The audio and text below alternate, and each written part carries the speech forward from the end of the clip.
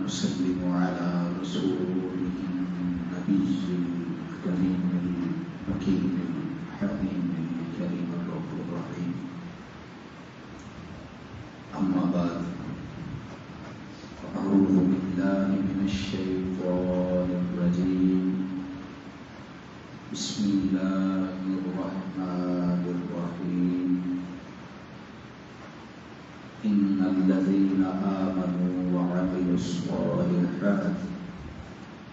أولئك هم خير البرية. صدق الله مولانا العظيم.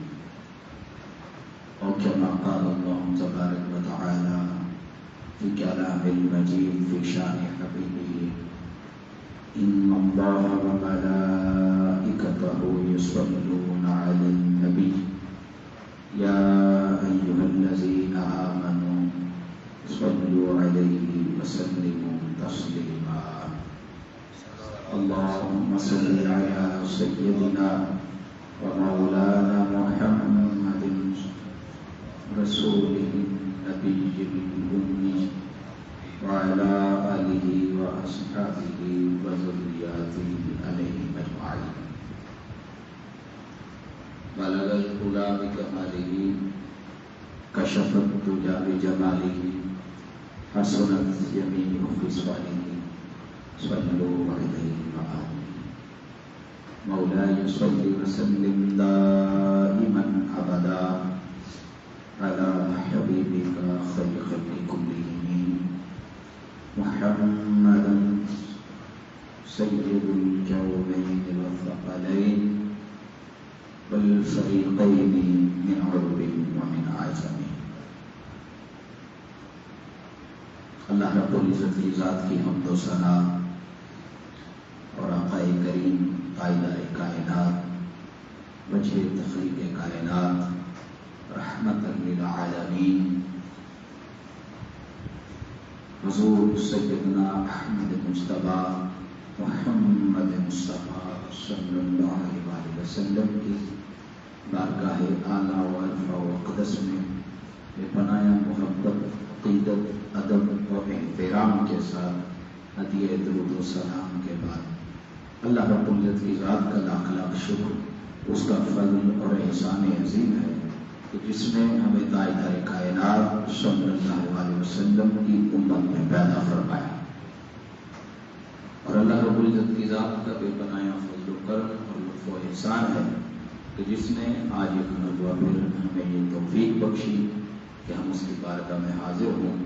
اللہ رب العزت کی ذات ہمارا آنا جانا اور نماز جمعہ ادا کرنا بھی بارگاہ میں قبول اور منظور فرمائے، اور باری تعالیٰ جمعۃ المبارک کے جملہ فیض و برکات سے ہمیں ماتمال فرمائے۔ حاضرین و سامعین گرامی، آقا علیہ الصلوۃ والسلام کے میلاد پاک کے حوالے سے میں نے آپ احباب کے سامنے قرآن مجید فرقان حمید کی ایک آیہ مبارکہ تلاوت کرنے کا شرف حاصل کیا ہے، جس میں اللہ رب العزت کی ذات نے ارشاد فرمایا: ان الذین آمنوا وعملوا الصالحات، وہ لوگ جنہوں نے اسلام قبول کر لیا اور ایمان لے آئے، وعملوا الصالحات، اور صالح نیک عمل کرتے رہے، اولئک هم خیر البریہ، تو وہ ایسے لوگ ہیں کہ جو ساری دنیا کے دوسرے جو لوگ ہیں، جو دوسری مخلوق ہے، وہ ساری مخلوق سے سب سے زیادہ بہتر ہیں۔ وہ لوگ جنہوں نے ایمان لایا اور پھر نیک اعمال کرتے ہیں، وہ مخلوق میں موجود ہر چیز سے زیادہ بہتر ہے، خیر البریہ، سب سے بہتر ہے۔ اس آیت مبارکہ میں اللہ رب العزت کی ذات نے دو چیزوں کا خصوصاً ذکر فرمایا۔ پہلی چیز وہ ہے ایمان، پہلی چیز ایمان کا ذکر فرمایا۔ دوسری چیز وہ ہے اعمال صالحہ. یہ دو چیزیں اللہ رب العزت کی ذات نے اس آیہ مبارکہ کا حصہ بنایا. اب جو پہلی چیز ہے ایمان، یاد رکھ لیں ایمان تاجدار کائنات صلی اللہ علیہ وسلم کی محبت اور آپ کے ادب کرنا.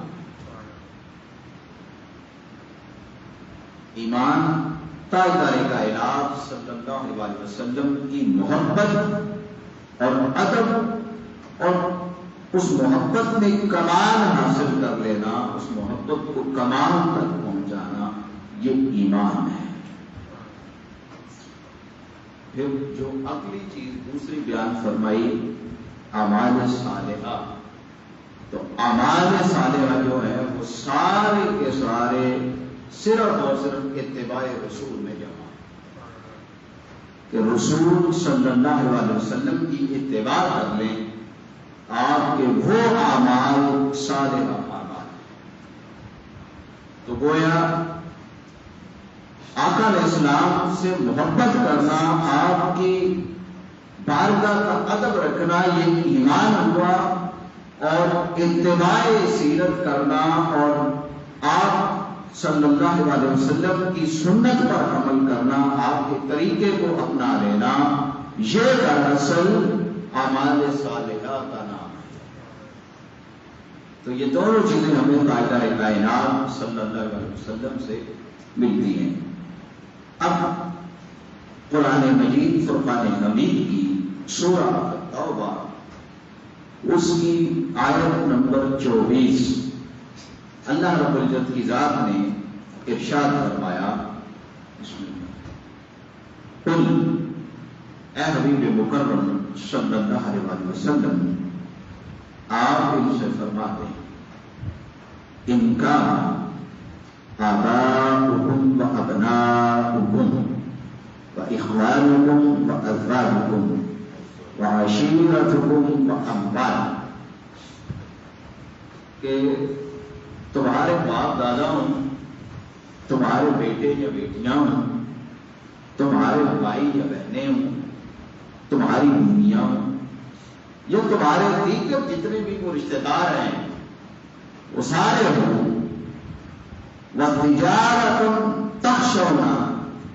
كَسَادَهَا وَمَسَاكِنٌ تَرْضَوْنَهَا أَحَبَّ إِلَيْكُم مِّنَ اللَّهِ وَرَسُولِهِ. پھر وہ جو مال ایک بڑی محنت سے تم لوگوں نے کمایا ہے، بڑی محنت سے تجارت کی ہے، تو تمہیں خدشہ لگا رہتا ہے، پریشانی رہتی ہے کہ یہ نقصان نہ ہو جائے. تو جس طرح وہ تم نقصان کی وجہ سے ڈرتے رہتے ہو، پھر اپنے عائزہ و اقربا کی وجہ سے ڈرتے رہتے ہو، تو پھر احب الیکم من اللہ ورسولہ، وہ ساری چیزیں، وہ مکان جن میں تم رہتے ہو ان مکانوں کو بھی پسند کرتے ہو. تو یہ ساری چیزیں جان لو، اگر تمہیں اللہ اور اللہ کے رسول کے راستے میں جانے سے زیادہ محبوب ہیں. تم اپنے ماں سے محبت کرتے ہو، اپنے بیٹے سے محبت کرتے ہو، اپنے والدین سے، اپنی بہنوں سے، اپنے بھائیوں سے، اپنے رشتہ داروں سے، اپنے مکانوں سے، پھر اپنی تجارت سے اور اپنے کاروبار سے، اپنے پیسے سے، مال سے، دولت سے، اگر یہ ساری چیزیں موجود ہیں اور تم ان سے محبت کرتے ہو، کتنی احب الیکم من اللہ ورسولہ، اللہ اور اس کے رسول کے راستے میں جانے سے زیادہ ان چیزوں سے تم محبت رکھتے ہو، تو پھر فَتَرَبَّصُوا حَتَّىٰ يَأْتِيَ اللَّهُ بِأَمْرِهِ، انتظار کرو اس وقت کا کہ جب اللہ رب العزت کی ذات اپنا امر جاری فرما دے. اور امر جاری فرمانے سے مراد ہے کہ اپنا عذاب نازل فرما دے. وَاللَّهُ لَا يَهْدِي الْقَوْمَ الْفَاسِقِينَ، اور اللہ نافرمان لوگوں کو ہدایت نہیں دیتا. یہاں جو آیت نمبر 24 میں اللہ رب العزت کی ذات نے ساری محبتوں کا اور ساری چیزوں کا ذکر فرمایا، اور ذکر فرما کے ہمیں متنبہ کیا ہے، احتیاط کا دامن پکڑنے کا حکم فرمایا ہے کہ لوگوں یہ مال کی محبت یہ والدین کی محبت، یہ بہن بھائیوں کی محبت، یہ تجارت کی محبت، یہ بیوی اور بچوں کی محبت، اور پھر جتنے یہ تمہارے گھر ہیں، مکان ہیں جن میں تم رہتے ہو، ان کی محبت کبھی بھی اللہ اور اس کے رسول کی محبت پر حاوی نہ ہو۔ اگر ان سب چیزوں سے محبت کرتے ہو اور اللہ اور اللہ کے رسول کی محبت کا جو خانہ ہے وہ خالی ہے، تو پھر انتظار کرو حتی یأتی اللہ بامرہ، اس وقت تک کہ اللہ رب العزت کی ذات تمہارے لیے امر فرما دے، عذاب تم پر بھیج دے۔ تو یہ آیہ کریمہ میں اللہ رب العزت کی ذات نے تاجدار کائنات اور اپنی دونوں محبتوں کو جمع فرمایا اور دونوں ذاتوں سے محبت کرنے کا حکم فرمایا ہے کہ کوئی بھی محبت ان دونوں ذاتوں کی محبت سے نہ بڑھ جائے۔ پھر اللہ رب العزت کی ذات نے اس آیت میں ایمان کو، جو پہلے میں نے آیت مبارکہ تلاوت کی ہے، اس آیت میں ایمان کو محبت کے ساتھ مشروط کر دیا، محبت کے ساتھ ایمان کو مشروط کر دیا ہے۔ اور وہ محبت کہاں سے ملتی ہے؟ وہ محبت ملتی ہے تاجدار کائنات صلی اللہ علیہ وسلم کی بارگاہ سے، آپ کی بارگاہ اقدس سے وہ محبت ملتی ہے۔ پھر حضرت عبداللہ بن عباس رضی اللہ تعالی عنہ وہ روایت کرتے ہیں، یہ ترمذی شریف کی روایت ہے، وہ فرماتے ہیں کہ آقا علیہ السلام نے فرمایا کہ اللہ رب العزت کی ذات سے محبت کرو اس وجہ سے کہ اس نے تمہیں نعمتیں عطا کی، ان نعمتوں کی وجہ سے اللہ رب العالمین سے محبت کرو، اور پھر اللہ کی محبت کی وجہ سے میرے ساتھ محبت کرو، اور پھر میری وجہ سے میرے اہل بیت کے ساتھ محبت کرو۔ ان تین محبتوں کو تاجدار کائنات صلی اللہ علیہ وسلم نے جمع فرما دیا کہ اللہ سے محبت کرو، اس لیے اس نے تم پر نعمتیں نازل کی، وہ تمہیں دن رات نعمتیں دیتا ہے، اور پھر میں چونکہ اس کا رسول ہوں تو پھر مجھ سے اللہ کی وجہ سے محبت کیا، اس کی محبت کی وجہ سے، اور پھر آگے جو میری عزت ہے، جو میری اہل بیت ہے، میری اولاد ہے، میری وجہ سے، میری محبت کی وجہ سے ان سے محبت کرو۔ گویا تاجدار کائنات صلی اللہ علیہ وسلم نے ان تینوں محبتوں کو اکٹھا فرما کر یہ بتا دینا چاہا کہ لوگوں، اہل بیت سے محبت کرنا دراصل یہ محبت خدا،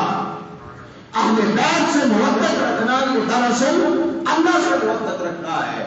اور اہل بیت سے محبت کرنا، عشق کرنا، پیار کرنا، یہ دراصل تاجدار کائنات سے محبت کرنا ہے، یہ میری سنت کی اتباع کرنا ہے۔ تو جس نے مجھ سے محبت کی یا میرے اہل بیت سے محبت کی، دراصل اس نے اللہ رب العزت کی ذات سے محبت کی۔ تو آقا علیہ السلام نے اس طرح ان محبتوں کو جمع فرما دیا۔ پھر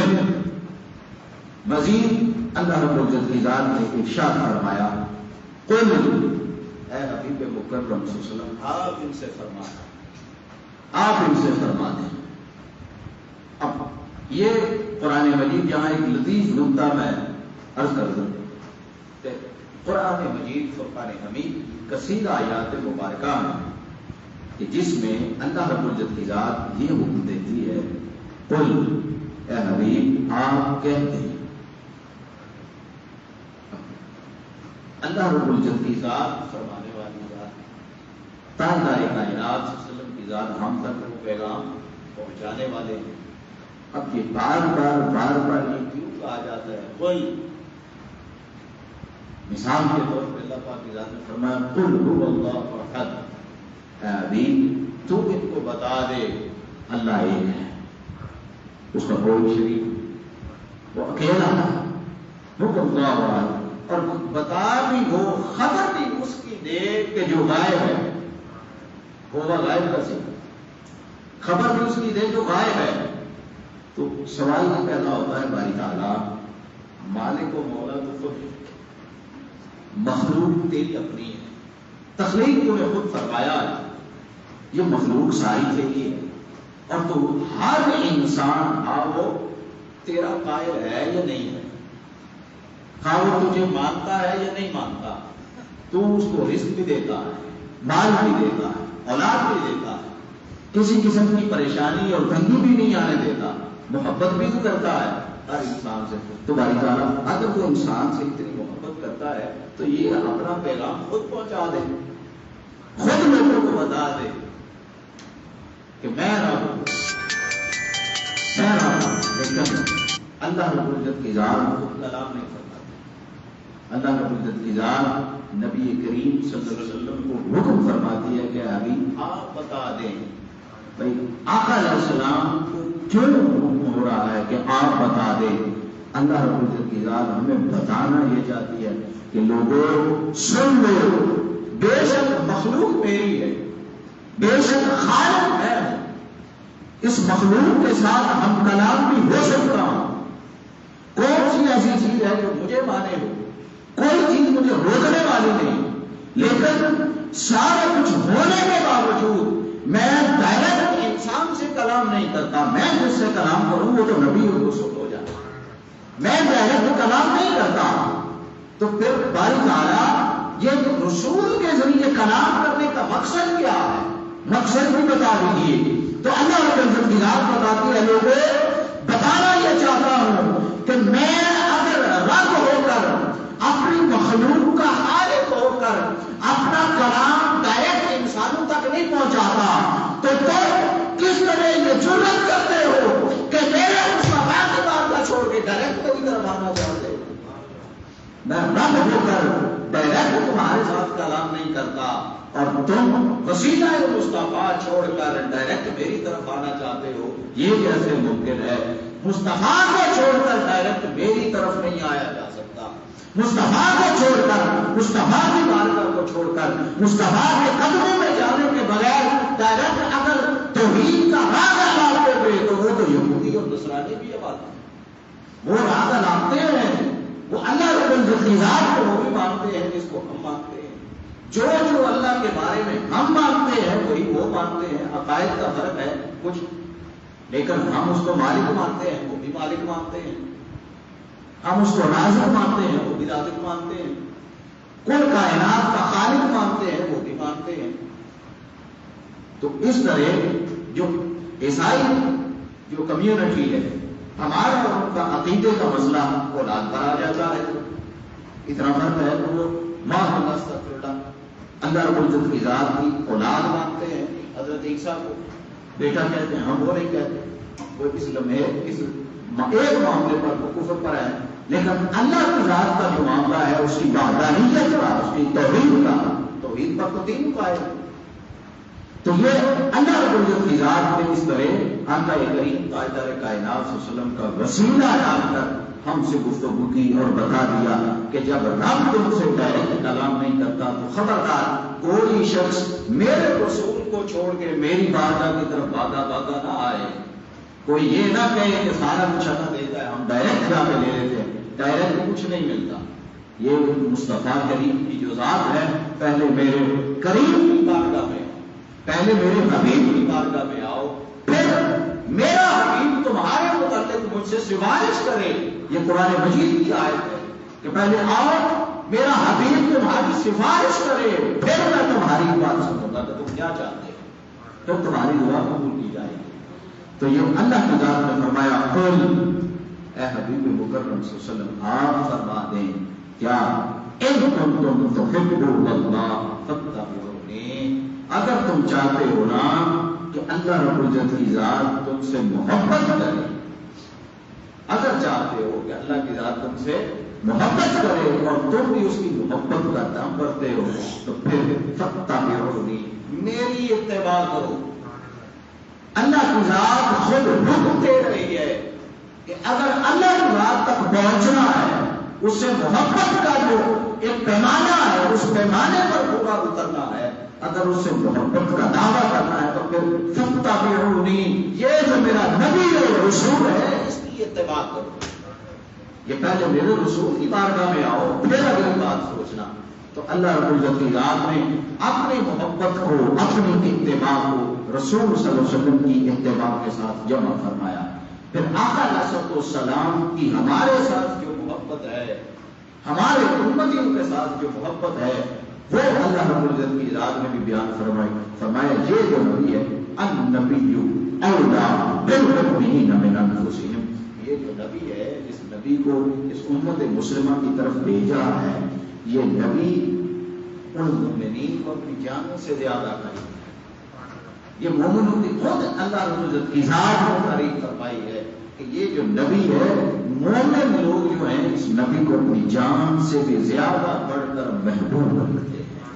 تو اللہ رب العزت کی ذات نے یہ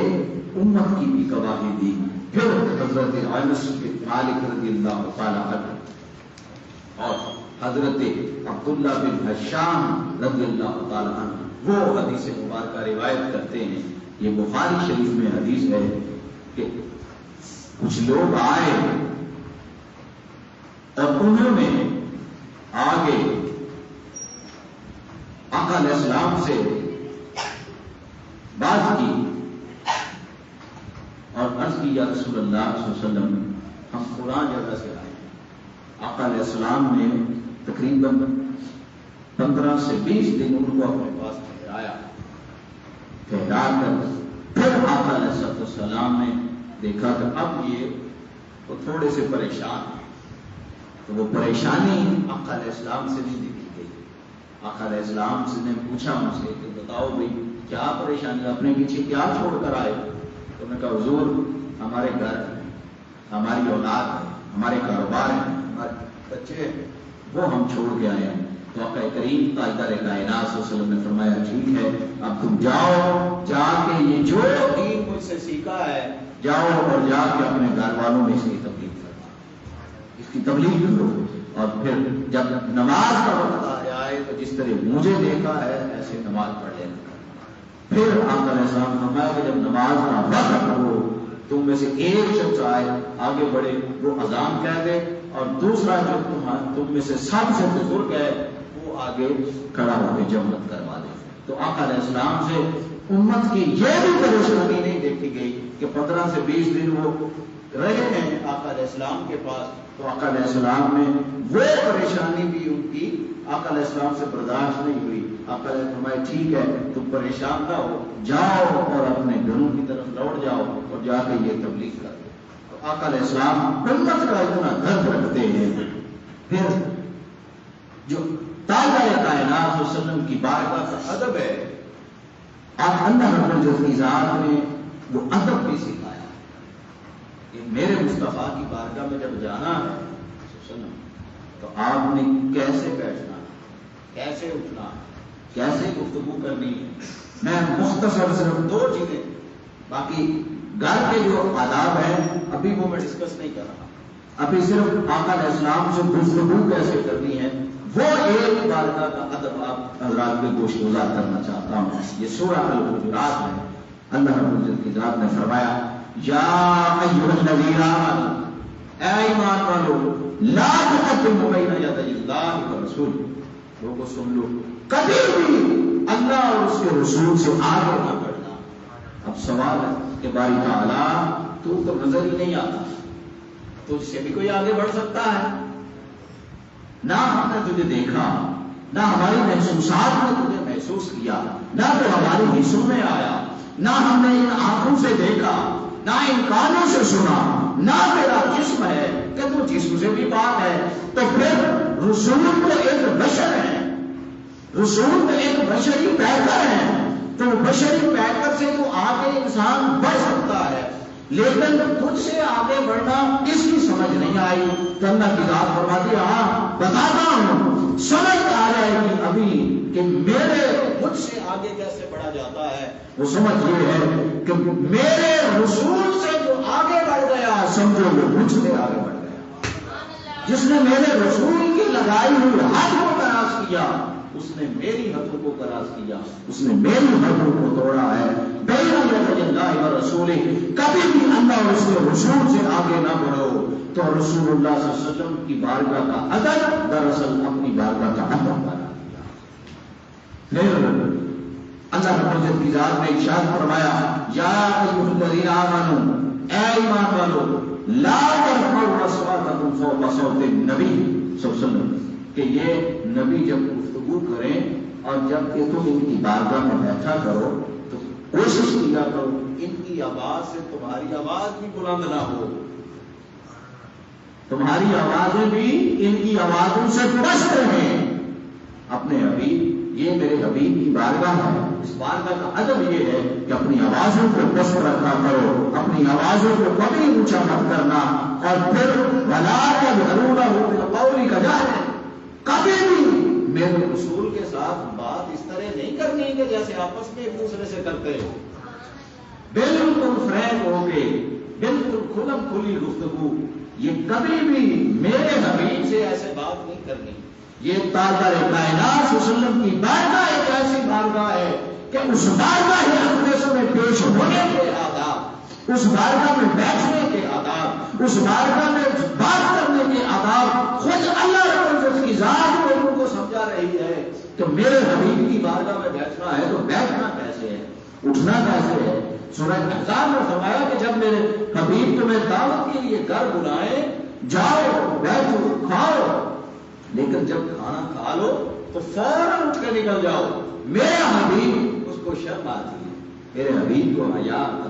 میرا حبیب آپ سے نہیں کہہ سکتا کہ بس اب کھانا کھا لیا ہے تو جائیں اٹھ جائیں، میرا حبیب آپ کو نہیں بھیج سکتا، لیکن اللہ کی ذات حق بیان کرنے سے حیا نہیں فرماتی۔ میرے حبیب کو تمہارے بیٹھے رہنے سے تکلیف ہوتی ہے، جب کھانا کھاؤ اسی وقت میرے مصطفیٰ کی بارگاہ سے نکل جاؤ، اسی وقت میرے مصطفیٰ کے گھر سے چلے جاؤ اور میرے مصطفیٰ کو تھوڑا آرام کرنے دو۔ یہ مصطفیٰ کریم صلی اللہ علیہ وسلم کی بارگاہ کا ادب ہے جو خود رب العالمین بتا رہا ہے۔ پھر اگر کوئی شخص اس بارگاہ کا اس پر ادب نہیں کرتا، جیسے اللہ کی ذات سمجھا رہی ہے، کوئی ویسا ادب نہیں کرتا، تو پھر اللہ کی ذات فرماتی ہے ہاں اب تمہیں میری بارگاہ سے آ کر توبہ کر لے، جو میرے متعلقہ گناہ ہے وہ تو میں معاف کر دوں گا، لیکن جس گناہ کا تعلق میرے مصطفیٰ کی بارگاہ سے ہے اس کے لیے یہ ہے ان تحبط اعمالکم وانتم لا تشعرون۔ سن لو، میں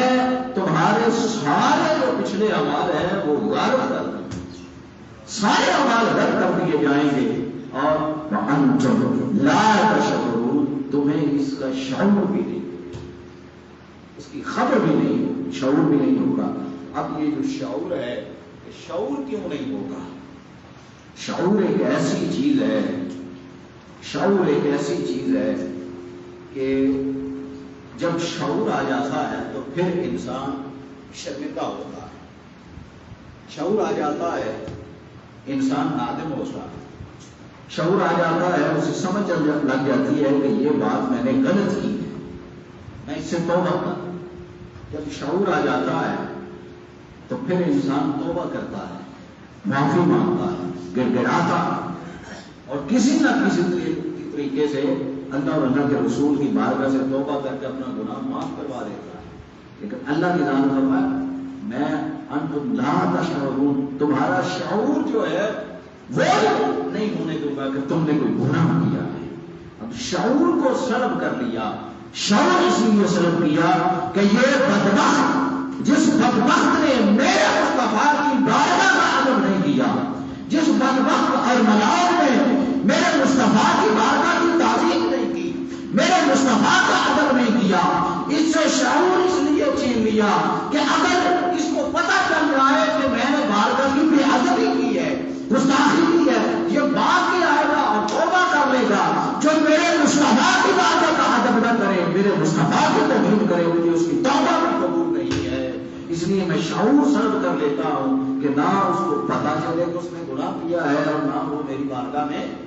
توبہ کے لیے آئے، کیونکہ میں نے اس کی توبہ تو قبول ہی نہیں کرنی۔ تو اس لیے اللہ رب العزت کی ذات اس کا شعور سلب کر لیتی ہے۔ پھر تاجدار کائنات صلی اللہ علیہ وسلم آپ کی جو ولادت باسعادت ہے وہ اس جہان کے لیے باعث رحمت ہے۔ یہ وہ جہان ہے،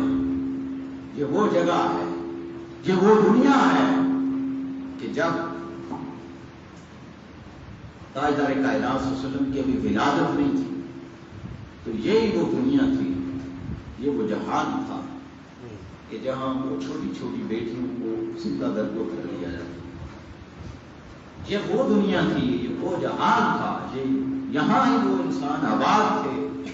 کہ جو اپنی ماؤں اور بہنوں کو لے کر منڈیوں میں جایا کرتے اور جا کے منڈیوں میں اپنی ماؤں بہنوں کا سودا کیا کرتے. پھر یہی جہالت والا وہ زمانہ تھا. اسی انسان پر وہ وقت گزرا ہے کہ یہ جو انسان کی پیشانی ہے, یہ پیشانی اس ایک رب العالمین کے سوا دنیا و مافیا کی کوئی چیز ایسی نہیں ہے جس کی تعظیم میں اس انسان کی پیشانی نہ جڑی. درختوں کو سجدہ اس نے کیا, پتھروں کو اس نے کیا, بتوں کو اس نے کیا, آگ کو اس نے کیا, چاند اور ستاروں اور سورج کو اس نے سجدہ کیا. کون سی ایسی چیز ہے جس کی پوجا اس انسان نے نہیں؟ اس انسان کی پیشانی کسی غیر اللہ کے سامنے نہیں. پھر وہ تاجدار کائنات صلی اللہ علیہ وسلم کی آمد ہوتی ہے. وہ آگے بتاتے ہیں, لوگوں آؤ تم جن بیٹیوں کو زندہ درگور کرتے ہو نا, آؤ میں بتاتا ہوں. مصطفیٰ کریم نے اپنی بیٹی سیدہ کائنات سلام اللہ علیہا ان کے لیے چادر بچھائی, اپنی کمبلی وہ چادر بچھائی, چادر بچھا کے اس کے اندر بچھایا اور فرمایا فاطمہ کو بکا تو منی, فاطمہ کو بکا تو منی. لوگوں بیٹیاں جو ہوتی ہیں وہ زندہ درگور کرنے کے لیے نہیں ہوتی, بیٹیاں تو باپ کو سر کا تاج ہوا کرتی. فاطمہ میرے ماں باپ کو تجھ پر قربان. آقا علیہ السلام نے اپنی بیٹی سے محبت فرما کر لوگوں کی بیٹیوں کی عزتوں کو بچایا, زندہ درگور ہونے سے بچا لیا. پھر حضرت حلیمہ سعدیہ آقا علیہ السلام کی بارگاہ میں حاضر ہوتی ہیں, تشریف لاتی ہیں. آقا علیہ السلام پورے پروٹوکول کے ساتھ ان کی تعظیم کرتے ہیں. لوگ پوچھتے ہیں یا رسول اللہ صلی اللہ علیہ وسلم یہ آپ کی والدہ تو نہیں ہے, آپ کی ماں تو نہیں ہے, لیکن آپ پھر بھی اتنا پروٹوکول دے رہے ہیں. تو آقا علیہ السلام فرمایا کہ یہ تو تم دیکھتے ہو کہ میں حلیمہ سعدیہ کا پروٹوکول, ان کو پروٹوکول دے رہا ہوں, ان کی تعظیم کر رہا ہوں, ادب کر رہا ہوں. خدا کی عزت کی قسم اگر تم دیکھتے کہ اس وقت میری والدہ حیات ہوتی تو میں اپنی والدہ کا ادب اور تعظیم اور تکریم کیسے کرتا کہ تم حیران رہ جاتے کہ اپنی والدہ کی تعظیم اس طرح بھی کی جاتی ہے. اتنی تعظیم میں اپنی ماں کی کرتی. پھر وہ زمانہ, وہ دور کہ جس میں غلاموں کی کوئی زندگی نہیں تھی, اسی غلام کو تاجدار کائنات صلی اللہ علیہ وسلم نے فرمایا اے بلال آج سے پہلے یہ کعبہ, یہ بیت اللہ سارے لوگ اس کا طواف کرتے ہیں تو غلام کہا جاتا ہے. آج غلام اوپر ہے, کعبہ نیچے ہے. آج بتا دیتا ہوں کہ ایک غلام انسان کی بھی عزت اور تقریب اس کعبے سے زیادہ بڑھ کر ہے. اس کعبے سے بڑھ کر زیادہ عزت اور تکریم انسان کی ہے وہ انسان جس نے مجھ پر ایمان لے آیا. وہ کعبے سے بڑھ کر اس غلام کو عزت دے دی. تو تاجدار کائنات صلی اللہ علیہ وسلم نے وہ جو آپس کے قبائل تھے لڑنے جھگڑنے والے, آقا علیہ السلام نے ان قبائل کو محبت اور یگانگت میں بانٹ دیا, اکٹھا کر دیا. پھر وہ زمانہ کہ جس زمانے میں انسان کی پیشانی ہر غیر کے سامنے جھکتی تھی, تو اس وقت تاجدار کائنات صلی اللہ علیہ وسلم نے تعارف کروایا اس رب العالمین کا کہ لوگوں قل هو اللہ احد, جان لو اللہ ایک ہے, اسی کی عبادت کیا کرو. یہ جن کی تم عبادت کرتے ہو یہ عبادت کے لائق نہیں ہے, یہ شرک ہے. تو تاجدار کائنات صلی اللہ علیہ وسلم نے اس انسان کی پیشانی کو غیر اللہ کے قدموں سے اٹھا کر رب العالمین کی بارگاہ تک پہنچا دیا. اس زمانے میں آنے سے پہلے یہ زمانہ ہے جاہلیت جو ہر طرح کی غیر رسم و رواج سے بھرا پڑا تھا. تاجدار کائنات صلی اللہ علیہ وسلم نے ہر اس رسم کو, ہر اس غیر اسلامی رواج کو حجت الوداع کے وقت فرمایا کہ لوگوں آج جہالت کی تمام تر رسمیں میں اپنے قوم کو تمہیں روز رہا ہوں, خبردار آج کے بعد یہ کام نہیں کیے جائیں گے. سود کو حرام کر دیتا ہوں, اور سب سے پہلے میں اپنے آئرہ و قربا کی جو مال و دولت انہوں نے لوگوں سے لینا ہے سب سے پہلے میں اس کو معاف کرتا ہوں، اور یہاں سے اس تبدیلی کا آغاز کرتا ہوں کہ تمام رسم و رواج جاہلیت کے وہ ختم کر دیے گئے ہیں، ان کو پاؤں تلے روک دیتا ہوں۔ آقا علیہ السلام بشر بن کر اس دنیا میں تشریف لائے، اس سے پہلے آقا علیہ السلام کی نورانیت بھی ہے، آقا علیہ السلام نور ہے، بشر بھی ہے، نور بھی ہے، دونوں چیزیں ہیں۔ اب بشریت جو ہے وہ شروع ہوتی ہے یہاں سے، جب سیدہ آمنہ سلام اللہ علیہ ان کی گود مبارک میں آقا علیہ السلام تشریف لاتے ہیں، بشریت کا آغاز یہاں سے ہوتا ہے۔ اب نورانیت کا آغاز کہاں سے ہوتا ہے؟ نورانیت کا آغاز وہ ہے کہ جبرائیل امین وہ بھی بتاتے ہیں کہ یا رسول اللہ ایک ستارہ نکلتا تھا 72,000 سال کے بعد، اور میں نے 72,000 مرتبہ اس کی زیارت کی ہے۔ تو آقا علیہ السلام نے اپنا امامہ شریف ہٹایا اور فرمایا کہ جبرائیل یہ ستارہ وہی تو نہیں؟ تو جب وہ ستارہ دیکھا تو سبحان اللہ کہہ رہا، تو وہ آقا علیہ السلام نے فرمایا کہ اے جبرائیل وہ جو ستارہ اللہ رب العزت کی ذات کے نوری حجابات میں 72,000 سال کے بعد ایک مرتبہ طلوع ہوتا تھا اور تمہیں 72,000 مرتبہ دیکھا ہے، وہ ستارہ تیرے محمد مصطفیٰ کا نور تھا۔ تو تاجر کائنات صلی اللہ علیہ وسلم کے اس نور سے بھی پہلے اللہ کی ذات نے فرمایا کہ ابھی اگر میں تجھے پیدا نہ کرتا، تجھے تخلیق نہ کرتا، میں کائنات کی کوئی چیز تخلیق کوئی چیز نہ بناتا اگر تجھے پیدا نہ کیا ہوتا۔ تو آقا علیہ السلام کے اس نور کی بھی تخلیق سے پہلے کچھ بھی نہیں تھا، ایک اللہ رب العزت کی ذات تھی، اور پھر تاجدار کائنات صلی اللہ علیہ وسلم وہ اللہ رب العزت کی ذات کا تعارف دے کر آئے۔ وہ تاجدار کائنات سے پہلے نہ جن و انس تھے، نہ زمین و آسمان تھے، نہ محتاج کی کرنیں تھی، نہ چاند و مسور، نہ روشنی تھی، نہ کہکشائیں تھی، نہ یہ پرندوں کی چہچہاہٹ تھی، نہ آسمانوں کی رنگینیاں، نہ کوسے فضا کی دانائیاں، نہ کوئی آبانی، نہ کوئی مٹی، نہ کوئی ریت، نہ کوئی زمین کا وجود، نہ کوئی آسمان کا وجود، کچھ بھی نہ تھا، صرف ایک رب العالمین تھا، اور اس رب العالمین نے اپنا تعارف کروانے کے لیے رحمت العالمین بنا کر مصطفیٰ کو اپنا تعارف کروانے کے لیے مصطفیٰ کو رحمت العالمین بنا کر بھیج دیا اور بتایا کہ لوگوں یہ وہ میرا مصطفیٰ ہے۔ جب اس کا نزول ہو چکا، اس کی ولادت ہو چکی، اس کی تخلیق ہو چکی، تو پھر جان لو آج کے بعد جہاں جہاں میری رحمت کا تقاضا ہوگا وہاں میرے مصطفیٰ کی رحمت کا بھی درجہ ہوگا۔ پھر یہ ایک بڑا ایک خوبصورت سا شعر ہے جو ایک شاعر ہے محمد علی ظہوری رحمۃ اللہ علیہ، انہوں نے اس کلام کو پڑھا ہے۔ مجھے اتنا سر لگانا تو نہیں آتا، میں بڑا بے سرا سا آدمی ہوں، لیکن آپ احباب کے ساتھ مل کے تو ذرا ذوق کے ساتھ وہ کلام پڑھ لیتے ہیں کہ آپ بھی جناب اگر میرا ساتھ دیں کہ یہ زیادہ بہتر ہے۔ محمد علی ظہوری صاحب انہوں نے پھر آقا علیہ السلام کی ولادت کے حوالے سے وہ کلام تحریر فرمایا، تو کہتے ہیں عید نبوی کا زمانہ آ گیا، عید نبوی کا زمانہ آ گیا، لب پہ خوشیوں کا ترانہ آ گیا۔